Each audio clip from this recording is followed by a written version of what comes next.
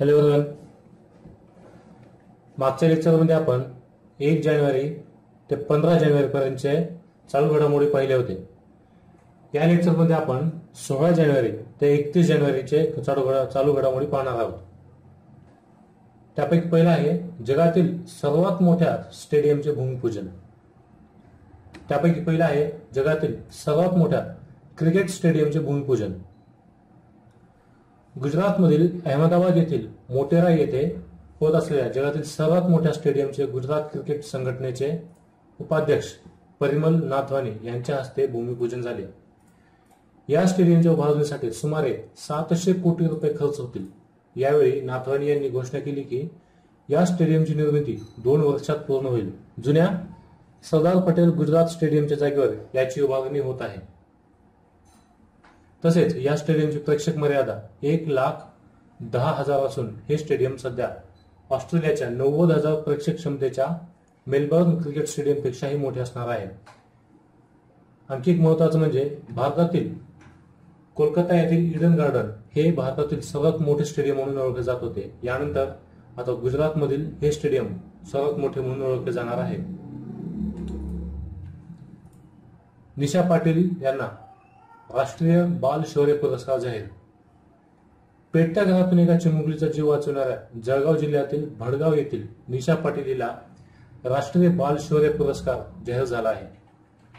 देशातील 25 बालकांना शौर्य पुरस्काराने गौरवण्यात येणार आहे. यामध्ये महाराष्ट्रातील निशाचा समावेश आहे. भारतीय बाल कल्याण परिषदेचे अध्यक्ष माननीय गीता सिद्धार्थ यांनी पत्रकार परिषदेत ही माहिती दिली. पंतप्रधान नरेंद्र मोदी यांच्या हस्ते 23 जानेवारी रोजी या शूर बालकांना गौरवण्यात आले. तमिळनाडूमधील सत्यमंगलम अभयारण्य. भारताच्या पश्चिम घाटात वसलेले तमिळनाडूमधील सत्यमंगलम वन्यजीव अभयारण्य आणि व्याघ्र प्रकल्प हे संरक्षित क्षेत्र आहे. सत्यमंगलमला 2008 मध्ये वन्यजीव अभयारण्य घोषित करण्यात येऊन 2011 मध्ये त्याची व्याप्ती वाढवण्यात आली. 1411.6 चौरस किलोमीटरचे क्षेत्र असलेले सत्यमंगलम तमिळनाडूमधील सर्वात मोठे अभयारण्य आहे. 2013 मध्ये त्याला व्याघ्र प्रकल्प घोषित करण्यात आले. सत्यमंगलम उष्णकटिबंधीय शुष्क जंगल असून ते पूर्व आणि पश्चिम घाटाला जोडते. 2009 मध्ये करण्यात आलेल्या प्राणी गणनेनुसार येथे 10 वाघ, 866 भारतीय हत्ती, 672 गवे आणि 27 बिबटे होते. तथापि 2012च्या जनगणनेत 25हून अधिक वाघ येथे दिसून आले. जगातील सर्वात जास्त आशियाई हत्ती येथेच आढळतात. यापुढचा आहे सीबीआयचे नवे संचालक आलोक कुमार वर्मा. दिल्लीचे पोलीस आयुक्त आलोक कुमार वर्मा यांनी 19 जानेवारी रोजी केंद्रीय गुप्तचर विभागाच्या संचालकपदी निवड करण्यात आली. नियमित वयोमानानुसार वर्मा येत्या जुलैमध्ये निवृत्त होणार आहेत, पण त्यांना सीबीआय संचालक म्हणून पूर्ण 2 वर्षांचा कार्यकाल मिळेल. तसेच या आधीचे संचालक अनिल सिन्हा गेल्या डिसेंबरमध्ये निवृत्त झाल्यापासून हे पद रिकामे होते व गुजरात कॅडरचे IPS अधिकारी राकेश अस्थाना हंगामी संचालक म्हणून काम पाहत होते. आलोक कुमार वर्मा हे 1979च्या IPS तुकडीचे अधिकारी आहेत. सीबीआय संचालक हे त्यांच्या 36 वर्षांच्या प्रदीर्घ सेवेतील 24वे पद आहे.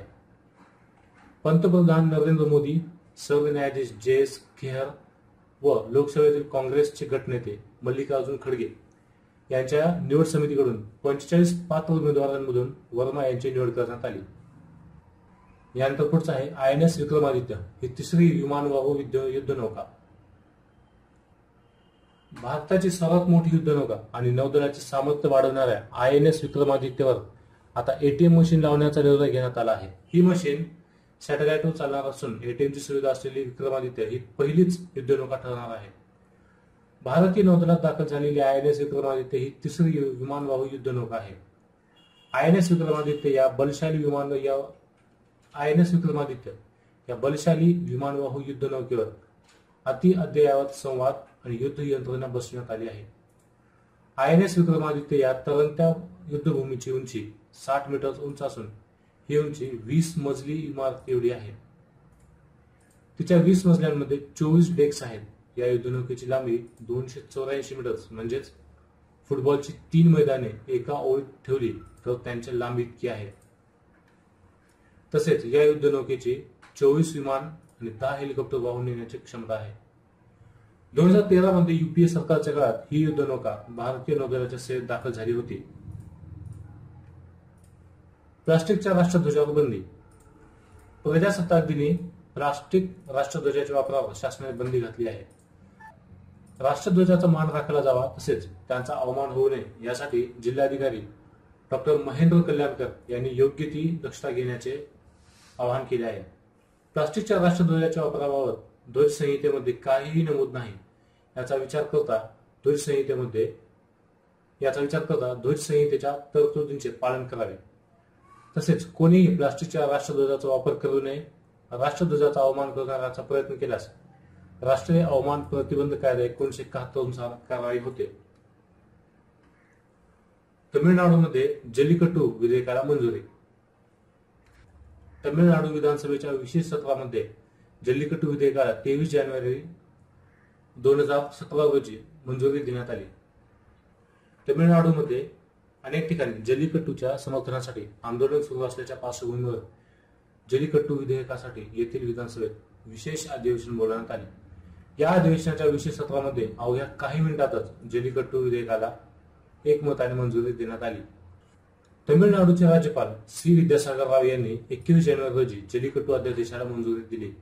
दरम्यान जल्लीकट्टू खेळावरील बंदी हटवण्यात आल्यानंतर सुद्धा चेन्नई येथील मरीना बीचवर आंदोलकांनी ठाण मांडला होता. तसेच काही ठिकाणी आंदोलनाला हिंसक वळणही लागले होते. आता आपण जे पुढचे पाहणार आहोत ते आंतरराष्ट्रीय अशी बातमी आहे. मॉरिशसचे नवे पंतप्रधान प्रविंद जगन्नाथ.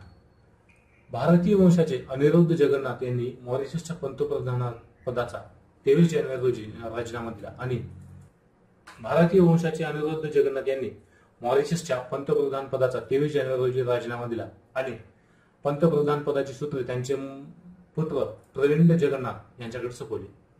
अनिरुद्ध जगन्नाथ यांनी राजीनामा दिल्यानंतर संसदेच्या निवडणुका जाहीर कराव्यात अशी मागणी विरोधकांनी केली, मात्र ती अमान्य करण्यात आली. अनिरुद्ध जगन्नाथ हे 86 वयाचे होते. त्यांनी आपल्या राजीनाम्याचे पत्र राष्ट्रपतींना सादर केले. हे राष्ट्रपती पद हे शोभेचेच असते, पण राजीनामा त्यांच्याकडेच द्यावा लागतो. त्यांच्या राजीनाम्यानंतर प्रविंद जगन्नाथ यांच्या पंतप्रधान म्हणून नियुक्तीचे पत्र राष्ट्रपती अमीना फिरदौस गुरीब हकीम यांनी लगेचच जाहीर केले. नवीन रक्ताला वाव देण्यासाठी आपण हा निर्णय घेत असल्याचे मावळत्या पंतप्रधानांनी जाहीर केले. त्यांचे पुत्र प्रविंद हे 55 वर्षाचे आहेत. ते सध्या तेथील अर्थमंत्री होते.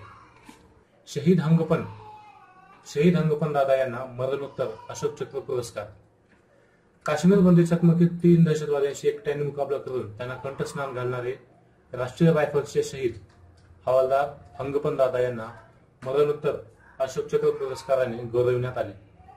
68व्या प्रजासत्ताक दिन सोहळ्यात राष्ट्रपती प्रणब मुखर्जी यांनी त्यांच्या पत्नी चासेन लोवांग दादा यांना हा पुरस्कार दिला. अशोक चक्र हा शांततेच्या काळात दिला जाणारा सर्वोच्च पुरस्कार आहे. मूळ अरुणाचल प्रदेशच्या असणाऱ्या हंगपन दादा यांनी काश्मीरच्या हिमाच्छादित पर्वत राजेत लपून बसलेल्या 3 घुसखोरांचा मुकाबला करून त्यांचा एकट्याने खात्मा केला होता. तथापि या चकमकीत त्यांना आपला प्राण गमवावा लागला. अरुणाचल प्रदेशच्या बोदुरिया गावातील मूळ रहिवासी हवालदार हंगपन यांना त्यांचे सहकारी प्रेमाने दादा अशी हाक मारत. दादा 1997 मध्ये लष्कराच्या आसाम रेजिमेंटद्वारे लष्करात सहभागी झाले होते. नंतर त्यांनी 35 राष्ट्रीय रायफल्स मध्ये नेमणूक करण्यात आली. त्यांना गेल्याच वर्षी उंच पर्वत राजेत तैनात करण्यात आले होते. उंच पर्वत राजेत म्हणजे याची उंची ही 13,000 फूट एवढी असते. तारिणी हे प्रशिक्षण जहाज विश्व संचारासाठी सज्ज. भारतीय नौदलाचे 56 फुटी असलेले INSV तारिणी हे दुसरे प्रशिक्षण जहाज विश्व संचारासाठी सज्ज झाले आहे. फेब्रुवारीच्या पहिल्या आठवड्यात हे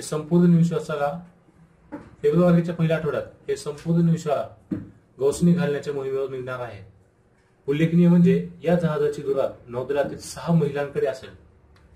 सर्व महिलांना कॅप्टन दिलीप दोंदे यांनी प्रशिक्षण केले असून भारतीय नौदलासाठी ही मोहीम प्रेरणादायी मानली जात आहे. तसेच कॅप्टन वर्तिका जोशी या महिला टीमचे नेतृत्व करणार आहेत. सध्या पणजी येथील कॅप्टन ऑफ पोर्टर्स येथे हे प्रशिक्षण जहाज अनेकांचे लक्ष वेधून घेत आहे. INSV तारिणीबाबत नौदलाचे निवृत्त कॅप्टन दिलीप धोंडे म्हणाले की विश्वसंचारासाठी निघालेले हे दुसरे जहाज आहे. यापूर्वी INS महादईने अशी मोहीम पूर्ण केली होती. त्यातही महिलांची टीम होती. नौदलातील हे एक प्रतिष्ठेचे जहाज आहे. If you like our video, please subscribe our MPS channel, MPSC Career Academy. Thank you.